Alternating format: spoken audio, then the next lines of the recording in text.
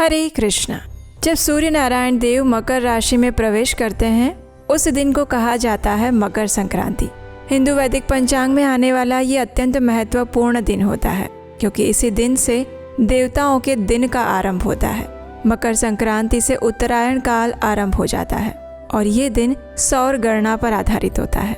मकर संक्रांति का दिन प्रातःकालीन स्नान, दान और तप के लिए विशेष बताया गया है।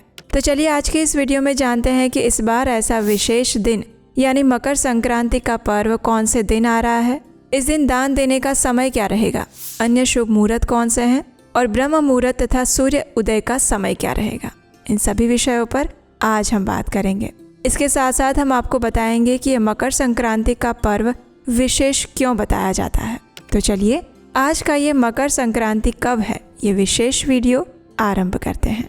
हमारे हिंदू वैदिक संस्कृति में उत्तरायण काल को अत्यंत शुभ बताया गया है। महाभारत में भी भीष्म पितामह ने अपने देह का त्याग करने के लिए उत्तरायण होने की प्रतीक्षा की थी।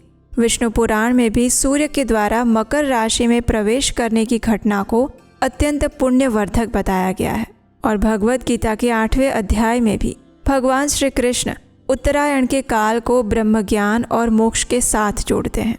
तो इस प्रकार से मकर संक्रांति का पर्व अत्यंत महत्वपूर्ण दिन हो जाता है।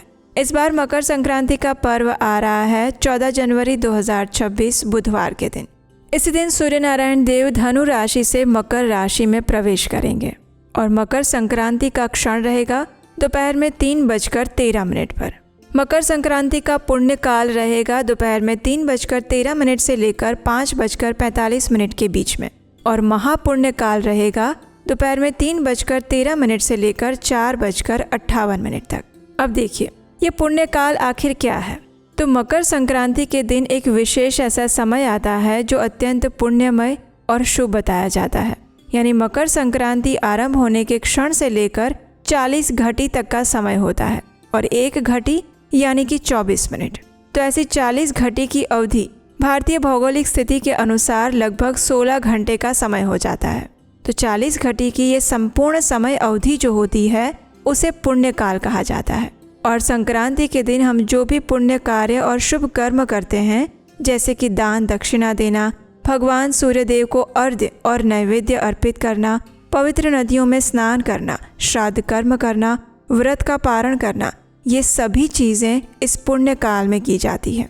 अब हमारे शास्त्रों के अनुसार सूर्योदय के बाद 5 घटी का समय और संक्रांति क्षण के 1 घटी के बाद तक ये जो समय होता है वो अत्यंत शुभ माना जाता है।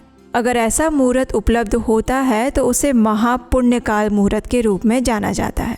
जब कभी भी महापुण्य काल उपलब्ध हो हमारे लिए तो उसे पुण्य काल मुहूर्त से भी ज़्यादा प्राथमिकता दी जाती है। कहने का सरल तात्पर्य ये है कि महापुण्य काल का समय पुण्य काल से भी ज़्यादा पवित्र और शुभ तथा मंगलमय बताया जाता है। और ऐसा महापुण्य काल कभी कभी ही अवसर उपस्थित होता है, लेकिन इस बार सौभाग्य से हम सब के लिए पुण्य काल और महापुण्य काल दोनों ही उपलब्ध है। और इस बार 14 जनवरी के दिन महापुण्य काल का समय रहेगा दोपहर में 3:13 से लेकर 4:58 के बीच में। तो इस समय के अंदर अब दान देना, पवित्र नदियों में स्नान करना, सूर्य नारायण के लिए व्रत, पूजा, नैवेद्य, अर्घ्य इत्यादि अर्पित करना और सारे मांगलिक कार्य कर सकते हैं। आइए अब देखते हैं कि इस मकर संक्रांति के और अन्य शुभ मुहूर्त कौन कौन से हैं। इस दिन प्रातः ब्रह्म मुहूर्त का समय रहेगा सुबह 5:27 से लेकर 6:21 के बीच में। प्रातः ब्रह्म मुहूर्त में उठकर इस दिन पवित्र नदी में स्नान करना अत्यंत शुभ माना गया है। उसके बाद सूर्योदय का समय रहेगा सुबह 7:15 पर और सूर्यास्त का समय रहेगा शाम 5:45 पर। प्रातःकाल में भगवान सूर्य नारायण देव को अर्घ्य देना या भगवान श्री हरि की पूजा अर्चना करने का समय रहेगा सुबह 5:54 से लेकर 7:15 के बीच में। इस दिन विशेष सर्वार्थ सिद्धि योग और अमृत सिद्धि योग भी बन रहा है और ये योग आरंभ हो जाएगा सुबह 7:15 से लेकर मध्य रात्रि 3:03 तक। विजय मुहूर्त का समय है दोपहर में 2:15 से लेकर 2:57 और संध्याकालीन पूजा अर्चना करने का समय रहेगा शाम 5:45 से लेकर 7:06 के बीच में। इस दिन दोपहर 3:13 तक सूर्य धनु राशि में रहेगा और उसके बाद वो मकर राशि में प्रवेश करेगा।